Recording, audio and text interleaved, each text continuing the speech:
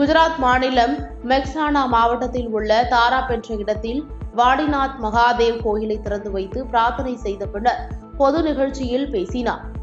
இதற்கிடையே 8,350 கோடி மதிப்பிலான பல்வேறு திட்டங்களுக்கு பிரதமர் மோடி அடிக்கல் நாட்டினார். அப்போது பேசிய அவர், அயோத்தியில் இன்று ராமர் பிறந்த இடத்தில் பிரம்மாண்ட கோயில் கட்டப்பட்டு நாடு முழுவதும் மகிழ்ச்சியாக இருக்கும் போது எதிர்மறையாக வாழும் மக்கள் வெறுப்பின் பாதையை விட்டு வெளியேறவில்லை.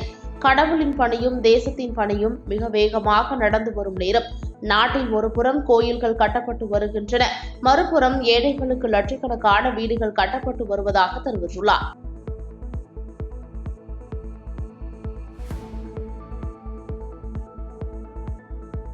பாதகம் செய்பவரை கண்டால் நாம் பயங்கொள்ளலாகாது பாப்பா.